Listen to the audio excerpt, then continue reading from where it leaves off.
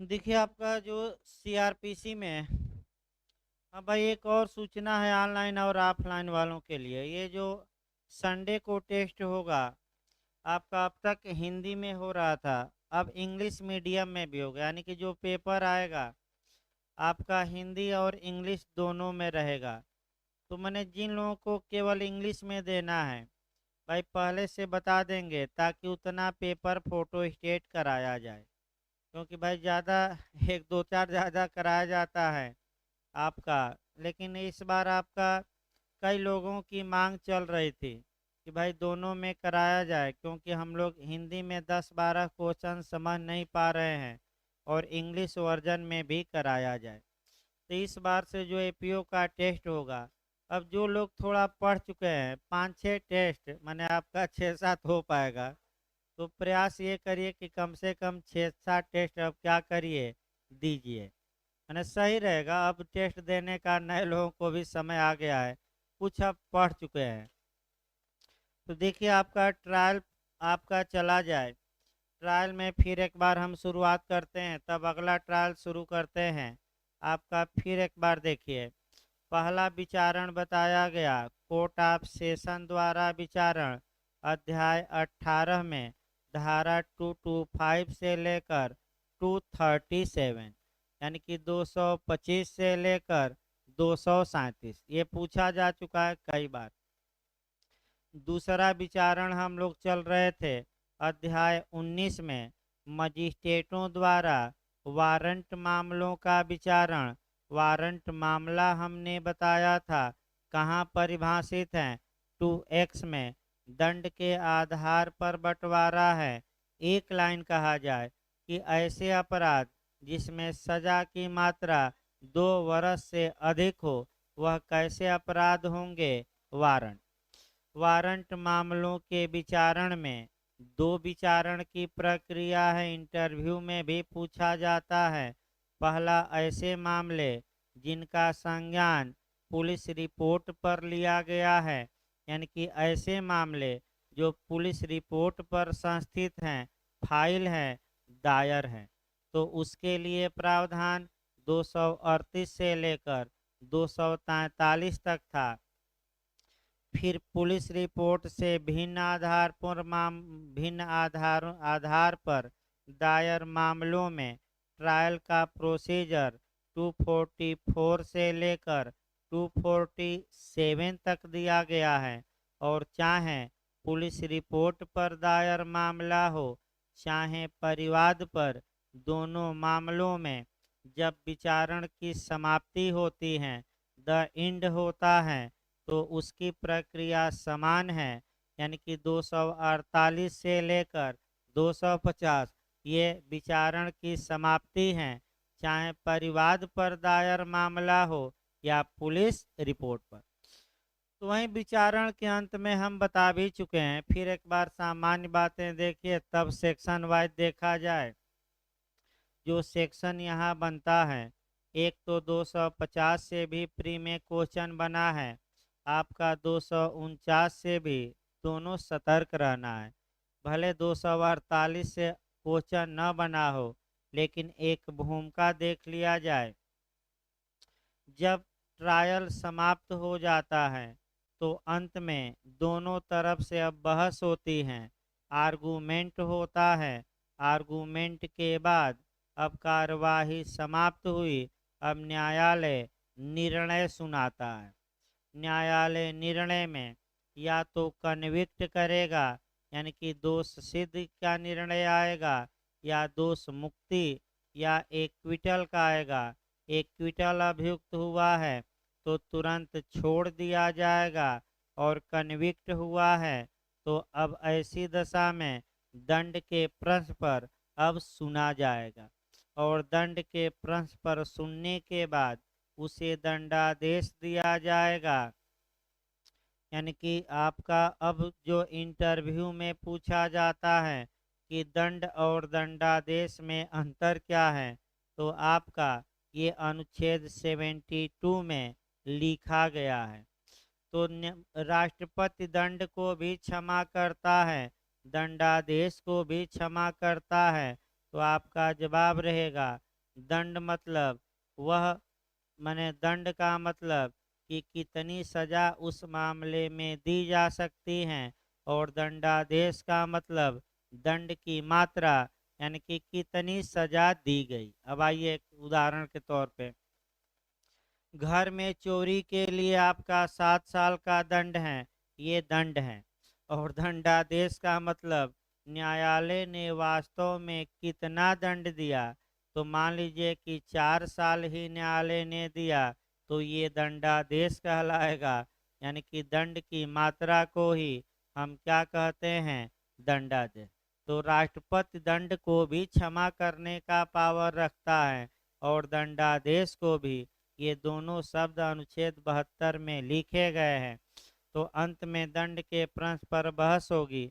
अगर पहले से सजा पाया है अभियुक्त, तो निर्णय के बाद दंड के प्रश्न पर सुनवाई के समय ये काम करता है, ताकि दंड की मात्रा थोड़ा इसकी क्या की जाए, अप किया जाए। अब जो क्वेश्चन बनता है यहाँ, अच्छा क्वेश्चन, कि किन विचारणों में दंड के प्रश्न पर सुनना आवश्यक है। तो केवल दो विचारण देखिएगा, एक सत्र न्यायालय के समक्ष विचारण, और दूसरा मजिस्ट्रेटों द्वारा वारंट मामलों का विचारण। इसमें दंड के प्रश्न पर सुनना क्या है, आवश्यक। जो अगला विचारण हम शुरू करेंगे उसमें आवश्यक नहीं है। अब आइए धारावाहिक शुरू किया जाए भाई। सेक्शन भाई आप निकाल लीजिए आपका। अब निर्णय सुनाया जाए दोनों में, तो 248 से 250 पुलिस रिपोर्ट पर दायर मामलों के लिए भी हैं, और परिवाद पर दायर मामलों के लिए भी। तो देखिए आपका 248 जो हमने बताया था वही बातें अब बेरेट की भाषा से होगी। देखिए आपका भाई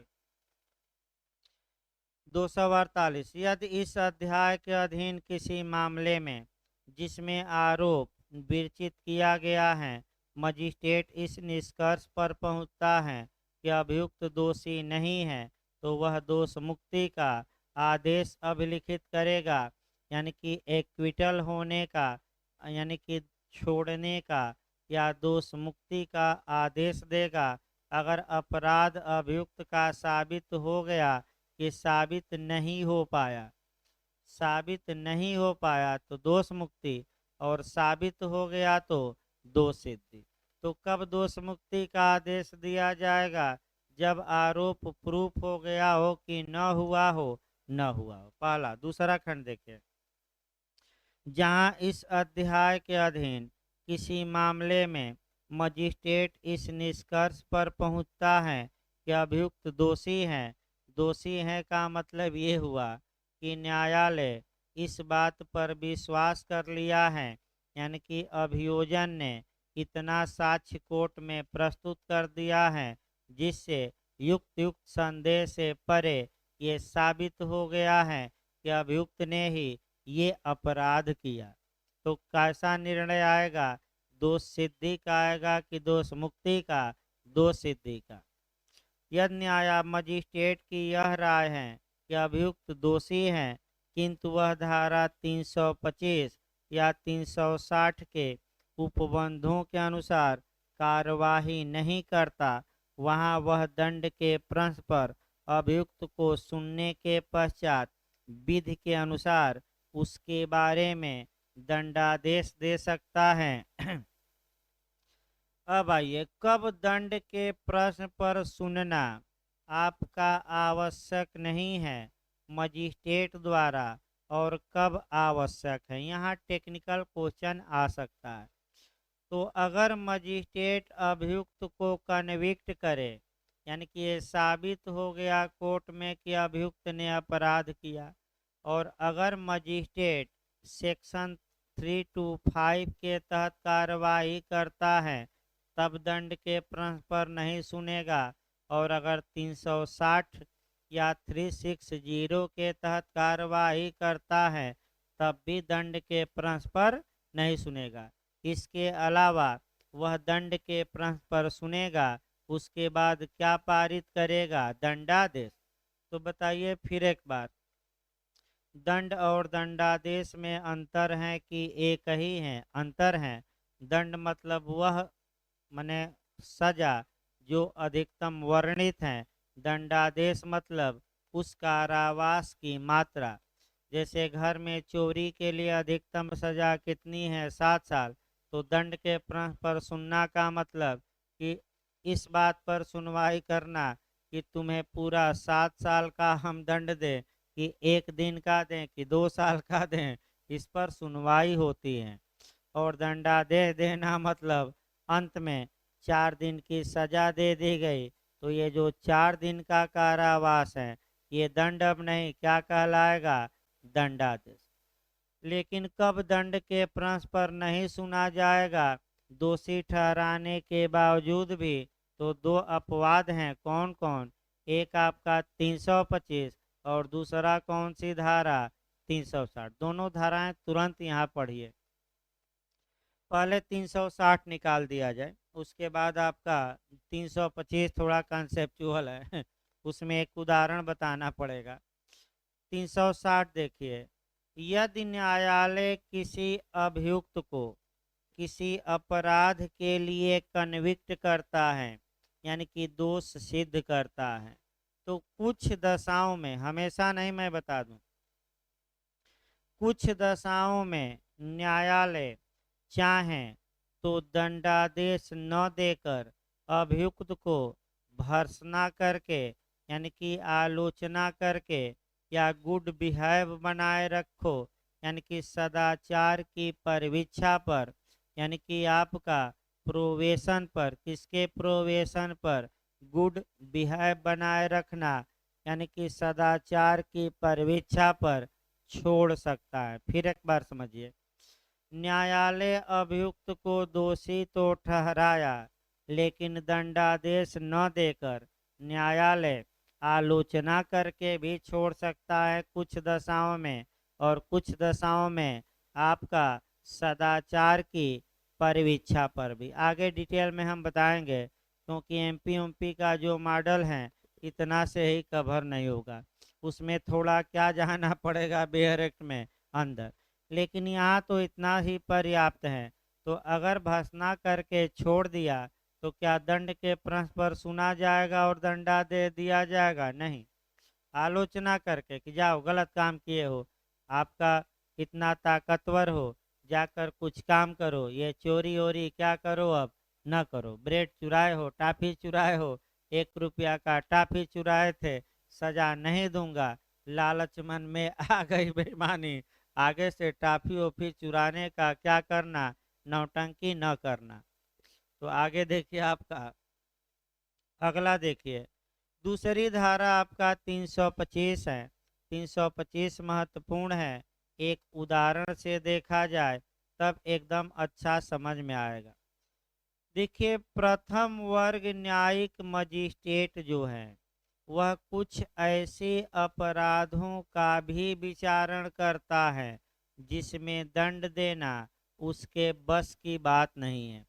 जैसे घर में चोरी हो गई तो 7 साल का दंड है। प्रथम वर्ग न्यायिक मजिस्ट्रेट ने ट्रायल किया, अभियुक्त का दोष प्रूफ हो गया, साबित हो गया, अभियुक्त दोषी ठहराया गया, अगर तो प्रथम वर्ग न्यायिक मजिस्ट्रेट अधिकतम सजा ही कितना दे सकता है? 2 दिन से बताया जा रहा है, तो बताइए द्वितीय वर्ग कितना दे सकता है? 1 साल और 5,000। प्रथम वर्ग कितना? 3 वर्ष और 10,000। और एसीजीएम और सीजीएम 7 साल, जुर्माना असीमित। भाई याद रखिए, जुर्माना कितना? असीमित। फिर बैक होइए, प्रथम वर्ग न्यायिक मजिस्ट्रेट 3 साल ही दंड दे सकता है और विचारण ऐसे मामलों का किया जिसमें सजा अधिकतम 7 साल है। तो अगर उसे लगता है कि 3 साल या कम का दंड देना ही पर्याप्त होगा तो स्वयं सजा दे दे, दंडादेश दे दे। कितना? 3 इयर्स या उससे कम। लेकिन उसे लगता है कि 3 वर्ष से अधिक सजा अभियुक्त को देनी चाहिए, अधिकतम 7 साल तक दी जा सकती हैं और 5 साल दी जानी चाहिए, हमारे बस की बात नहीं है, विचारण मैं कर लिया, दोषी ठहरा दिया, तो दंड के प्रश्न पर सुनने और दंडादेश देने के लिए प्रथम वर्ग न्यायिक मजिस्ट्रेट सीआरपीसी की धारा 325 के तहत उस मामले को सौंप देगा। किसको सौंप देगा? मुख्य न्यायिक मजिस्ट्रेट। तो किसको सौंप दिया? आपका सीजीएम साहब को।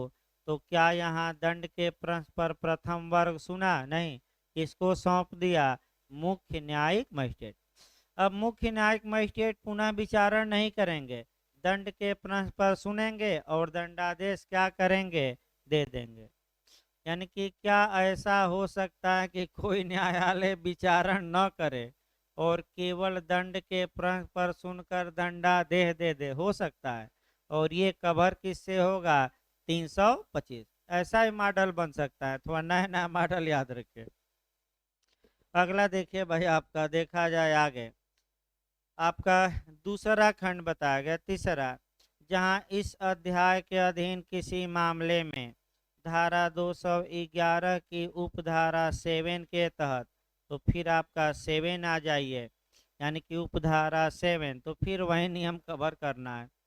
अगर अभियुक्त दोषी ठहराया गया और अभियोजन चाहता है कि दंड के प्रश्न पर सुनवाई करते समय प्रीवियस कन्विक्शन या पूर्व दोष सिद्धि को साक्ष्य के रूप में हम प्रस्तुत करें, तो ऐसी दशा में अब पूर्व दोष सिद्धि का आरोप पढ़कर अभियुक्त को सुनाया जाएगा दोषी होने के बाद, फिर समझाया जाएगा, उस पर साक्ष्य लिया जाएगा और तब आपका दंडादेश दिया जाएगा। अगर साबित हो गया कि अभियुक्त पूर्व दोष सिद्धि के कारण वर्धित दंड से दंडनीय है, बढ़े हुए सजा से दंडनीय है, तो सजा की मात्रा क्या होगी? बढ़ जाएगी। जैसे उदाहरण देखिए 2-3। अगर कोई व्यक्ति एक बार चोरी के लिए सजा पाया 3 वर्ष या उससे अधिक, और दोबारा वैसा ही अपराध किया और एक बार सजा पाया था, तो दंड की मात्रा आईपीसी की धारा 75 के तहत बहुत ज़्यादा बढ़ेगी और अधिकतम आजीवन कारावास हो सकती है। ये कौन सा सेक्शन आईपीसी का हम बता रहे हैं? 75। 307 में आइए, दूसरा उदाहरण 307 का सेकंड पैरा आईपीसी का ये, अगर कोई अपराधी आजीवन कारावास की सजा भुगत रहा था, उसी दौरान अटेम्प्ट टू मर्डर किया, हत्या का प्रयास किया, तो दंड की मात्रा अब बढ़ेगी कि घटेगी? बढ़ेगी। और अधिकतम कितना दंड दिया जा सकता है? दिया जाएगा नहीं, दिया जा सकता है। जाएगा रहता तो 303 के तहत ये भी खत्म हो जाता। चाहे आजीवन कारावास न्यायालय दे या 10 वर्ष का कारावास दे, या अधिकतम कितना दे सकता है? मृत्यु दंड। तो पूर्व दोष सिद्धि के कारण दंड की मात्रा क्या हुई? यहाँ भी बढ़ गई। 303 पढ़ सकते हैं, 392 पढ़ सकते हैं, 393 पढ़ सकते हैं। तमाम धाराएं हैं आईपीसी में, उतना कवर करना मुश्किल नहीं है। आपका रिपीटेड दुराचारी को पढ़ सकते हैं 376 में। इसमें ई है कि डी? देखिए तो एक बार, पुनरावृत्ति करता है, रिपीटेड ई, भाई इमली वाला ई, यानी कि आपका एलिफेंट वाला ई। अगर एक बार दुराचार किया, दंड पा चुका है, फिर किसी स्त्री के साथ दुराचार करता है, तो अब सजा की मात्रा बढ़ेगी दूसरी बार, और अधिकतम दंड कितना हो सकता है? मृत्यु दंड, फांसी की सजा। दंड की मात्रा यहाँ भी क्या हो रही है? बढ़ रही है। अगला आइए, आपका 248 समाप्त हो गया। अब आइए 249, परिवादी की अनुपस्थिति। यहाँ भी खूब पूछा जाता है कि 249 में अगर मामला परिवाद पर दायर था और परिवादी अनुपस्थित हैं तो क्या परिणाम होगा, ये आपका पूछा जाता है। तो अभियुक्त को 249 में दोष सिद्ध किया जाएगा कि दोष मुक्त किया जाएगा कि उन्मोचित किया जाएगा। पहला नियम तो ये याद रखे, क्या किया जाएगा, डिस्चार्ज किया जाएगा। तो बताइए, डिस्चार्ज किया जाता है तो आरोप के निर्माण के पहले की बाद में, पहले तो आरोप के निर्माण के क्या किया जाएगा, पूर्व। अब देखिए आपका 249 में आपका पूछा क्या जाता है कि वारंट मामलों के विचारण में परिवादी की अनुपस्थिति का प्रभाव क्या होगा। तो अभियुक्त दोष सिद्ध होगा, दोष मुक्त होगा, उन्मोचित होगा, इनमें से कोई नहीं।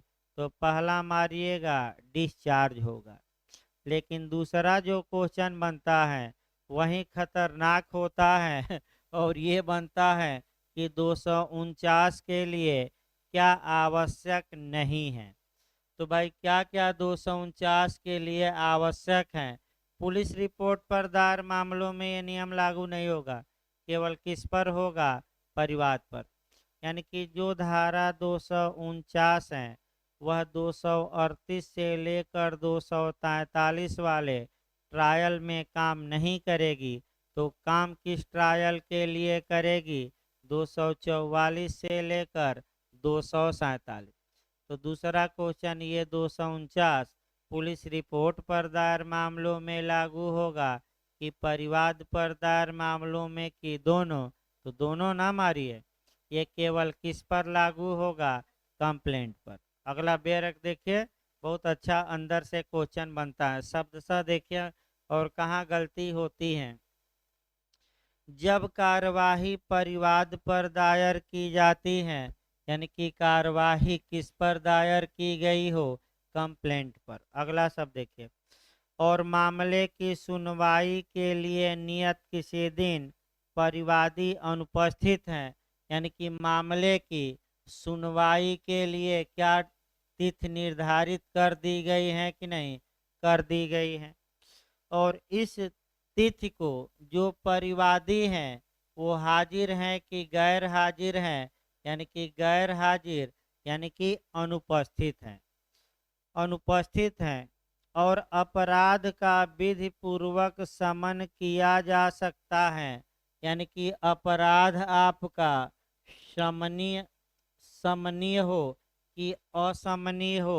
तो अपराध क्या हो, समनीय, अपराध समनीय हो।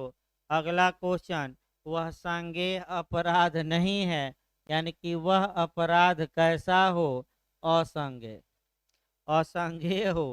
तब मजिस्ट्रेट इसके पूर्व किसी बात के होते हुए भी आरोप के निर्माण किए जाने के पूर्व, यानी कि आरोप का निर्माण हो गया हो कि न हुआ हो, न हुआ हो, तब मजिस्ट्रेट परिवादी की अनुपस्थिति के आधार पर क्या कर सकते हैं, अभियुक्त को दोष मुक्त नहीं बल्कि क्या कर सकते हैं, डिस्चार्ज। अब आपका देखिए मॉडल यहीं से कवर करना है, 3-4 भाई अच्छा क्वेश्चन बनता है प्री में कि 249 लागू होने के लिए क्या क्या आवश्यक बातें हैं। तो पहली बात यह देखेंगे कि जो मामला चल रहा है वह परिवाद या कंप्लेंट पर दायर हो, पहला। दूसरा, सुनवाई के लिए दिन क्या हो चुका है, नियत। जिस दिन सुनवाई होनी थी परिवादी एपियर नहीं हुआ, यानी कि हाजिर नहीं हुआ। मामला संज्ञेय था कि असंज्ञेय, असंज्ञेय, संज्ञेय मामलों में ये लागू नहीं होगा। मामला समनीय था कि असमनीय, तो समनीय यानी कि असमनीय हो तब भी 249 काम नहीं करेगी। समनीय का मतलब जिसमें समझौता हो सकता है और समनीय का मतलब जिसमें समझौता नहीं हो सकता। इसकी लिस्ट दी गई है सीआरपीसी की धारा 320 में 320। और आरोप का निर्माण अभी हुआ हो कि न हुआ हो, न हुआ हो। यानी कि क्या आरोप का निर्माण होने के बाद 249 लागू होगी कि नहीं? नहीं।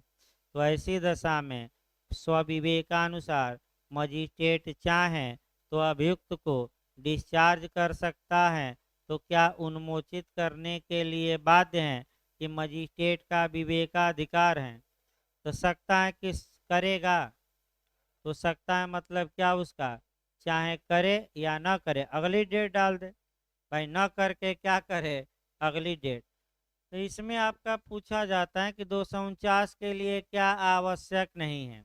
अब देखिए 4 ऑप्शन देगा, ये सभी ऑप्शन तैयार रखना है। इसी में दे देगा मामला परिवाद पर दायर हो, परिवादी अनुपस्थित हो, मामला संज्ञेय हो, मामला असंज्ञेय हो। तो क्या आवश्यक नहीं है? तो मामला संज्ञेय हो, ये आवश्यक तत्व नहीं है, क्योंकि मामला क्या होना चाहिए, संज्ञेय। इसी में दे देगा मामला समनी हो असमनी हो, तो समनी होना चाहिए, असमनी नहीं। फिर भरमा देगा आरोप के निर्माण के पहले बाद, तो दोनों, इनमें से कोई नहीं, तो दोनों नहीं। बल्कि ये कब नियम लागू होगा, आरोप के निर्माण के पूर्व। भाई सतर्क रहिए, अच्छा क्वेश्चन अंदर से पूछा जाता है। एक बार घर पर भी देखिएगा, न आए तो फिर पूछिएगा, फिर बताया जाएगा। नहीं होगा, 249 अप्लाई नहीं होगी, मुकदमा चलेगा। पकड़ कर लाया जाएगा, और क्या भाई। ये थोड़े हैं समन मा, तब क्या समन होगा, वारंट होगा, कुर्की सब होगा, इतने इसमें थोड़े हैं। ये मामला वारंट मामला है, समन नहीं है। समन में नियम दूसरा है, समन में ना हो जाओ। अब बड़े मामले हैं, मर्डर में परिवाद कर दिया, आ ही नहीं रहे हो, इतना तामझाम हुआ तो क्यों नहीं आओगे? भले आकर पलट जाओ, जैसे गवाह पलट जाते हैं। तो तुम आओ, ना आओ तो अधिवक्ता को भेजो। आपका ये तो नियम है, ये थोड़ा कि फर्जी मुकदमा करके भाग लेंगे। कोर्ट के पास विकल्प है ही बुलाने का। अगला देखिए आपका 250, उचित कारण के बिना अभियोग के लिए प्रतिकर। यानी कि अगर मजिस्ट्रेट को लगता है कि परिवाद या पुलिस रिपोर्ट दायर की गई थी और जिस व्यक्ति ने ये सब आपका परिवाद किया या एफआईआर जिसने किया था वह बिना किसी आधार के किया था, और अभियुक्त को मजिस्ट्रेट या तो उन्मोचित कर दिए हैं या दोष मुक्त कर दिए हैं। तो जो व्यक्ति आपका कह सकते हैं कि मुकदमा दायर किया था, चाहे परिवाद दायर किया था, या कह सकते हैं कि एफआईआर दायर किया था, तो मजिस्ट्रेट कह सकते हैं कि तुम अभियुक्त को प्रतिकर दो। आपका किसको प्रतिकर यहाँ दिलवाया जाएगा? अभियुक्त को। लेकिन कब? जब बिना किसी आधार के मुकदमा हुआ था और अभियुक्त या तो दोष मुक्त हो गया था या उन्मोचित। किससे मुआवजा दिलवाया जाएगा प्रतिकर? परिवादी से या एफआईआर दर्ज कराने वाले से। और अगर मजिस्ट्रेट का आदेश कोई व्यक्ति नहीं मानता तो पूछा जाता है, मजिस्ट्रेट साहब ऐसे व्यक्ति को कितने दिन कारागार की सजा दे सकते हैं? 30 दिन। और कैसा कारागार? सादा।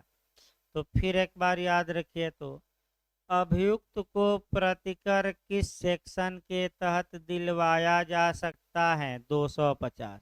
पहला नियम, अगर परिवादी या एफआईआर कर्ता को आदेशित किया जाएगा या फर्जी आरोप लगाए थे बिना आधार के, अभियुक्त को क्या दीजिए? प्रतिकर। अगर ये प्रतिकर नहीं देते तो कितने दिन तक प्रतिकर न देने के कारण परिवादी या एफआईआर करने वाला जेल भेजा जा सकता है? समय याद रखिए, कितना दिन? 30 दिन। सादा कारावास की कठोर कारावास? सादा। बस 2 लाइन पढ़ना है। इसके बाद आइए अध्याय 20 शुरू किया जाए। भाई पहले भूमिका इसकी देखी जाए, क्योंकि हर एक ट्रायल की पहले मैं भूमिका बता रहा हूँ तब और बता रहा हूँ। देखिए आपका पहले भूमिका देखिए तब आगे बढ़ा जाए।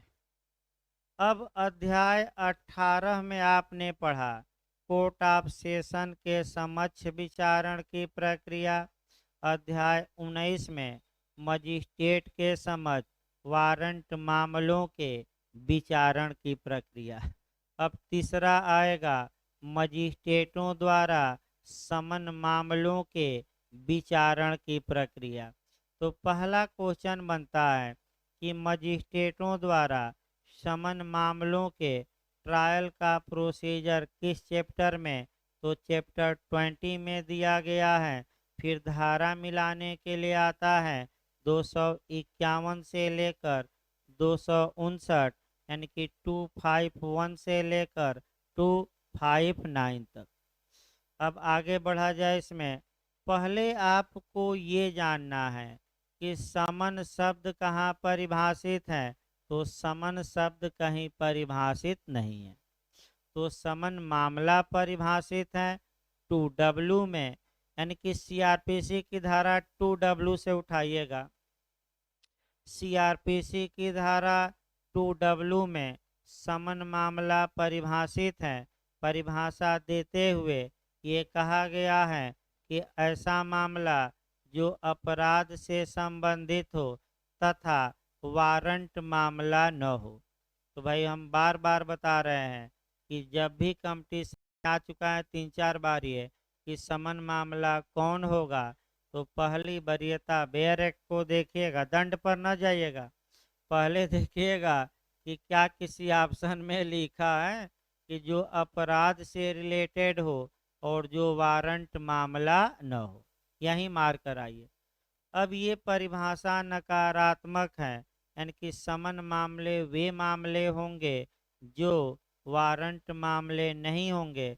तो जब तक वारंट मामला नहीं जानेंगे समन मामला भी नहीं आएगा। तो वारंट मामले की परिभाषा 2X में दी गई है। ऐसा अपराध जिसमें मृत्युदंड, आजीवन कारावास या 2 वर्ष से अधिक का कारावास की सजा हो, चाहे जुर्माना रहित या सहित, ऐसे मामले क्या माने जाएंगे, वारंट। तो अब समन निकालिए तो आप लोग। ऐसे अपराध जिसमें एकोरेट 2 इयर्स का इम्प्रिजमेंट हो, 2 वर्ष का कारावास हो, 2 वर्ष से कम का कारावास की सजा हो, चाहे जुर्माना रहित या सहित, चाहे इस सजा के साथ जुर्माना हो या न हो, या केवल जुर्माने का दंड हो, माने कारावास का नहीं। तो एक धारा तो कोई बताइए जिसमें केवल फाइन था, तो प्रातिनिधिक दायित्व बताया गया था। तो बताइए आईपीसी में सुबह भी बताया गया वाइकेरियस लाइबिलिटी किन किन 3 धाराओं में, 154, 155, 156 किस केस में प्रतिपादित किया गया, आर बनाम हिगिंस 1730, आर बनाम हिगिंस किस में समाहित है, 3 धाराएं बताया गया था 154, 155, 156। इसमें केवल किसका दंड है, जुर्माने का। तो ये कैसे मामले होंगे, समन की वारंट समन। एक और उदाहरण आईपीसी की धारा 290 से उठाइए। 290 में बार बार मैं बता रहा हूँ कितना दंड है, 200 रुपया। तो समन मामला हुआ कि वारंट, समन। तो ऐसे मामलों का विचारण जब मजिस्ट्रेट करते हैं तो उसमें जो प्रक्रिया अपनाएंगे वह अध्याय 20 की अपनाएंगे और 251 से लेकर आपका 259 तक।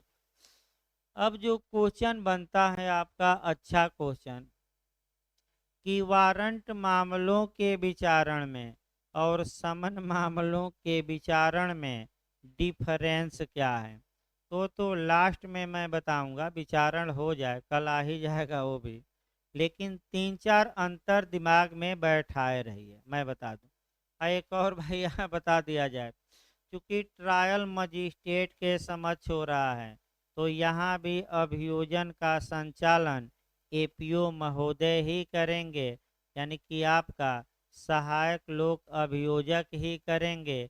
जैसे एपीओ का फार्म आया है तो यही लोग मजिस्ट्रेट के न्यायालय में समन मामलों को भी हैंडल करेंगे। किसकी ओर से प्लीडिंग करेंगे, अभियुक्त की ओर से कि सरकार की ओर से? हाँ, सरकार की ओर से।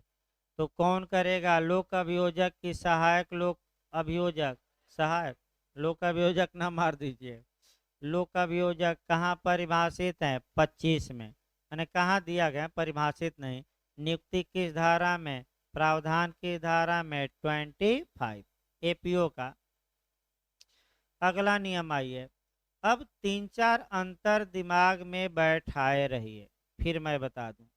3-4 अंतर ये बैठाना है कि पहला अंतर ये देखना है कि जहां वारंट मामलों के विचारण में आरोप लिखित में ही निर्मित होता था, लेकिन समन मामलों के विचारण में लिखित में होना आवश्यक नहीं है। केवल सारांश बता देना, मुख्य मुख्य बातें बता देना ही क्या होगा? पर्याप्त।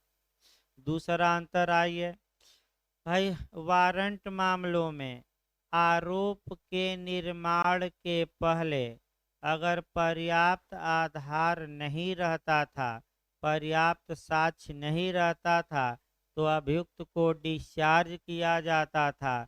लेकिन समन मामलों में कोई डिस्चार्ज का प्रावधान नहीं होगा। दूसरा अंतर। तीसरा, वारंट मामलों में दंड के प्रंश पर सुना जाता था, आवश्यक था कि वैकल्पिक था? आवश्यक।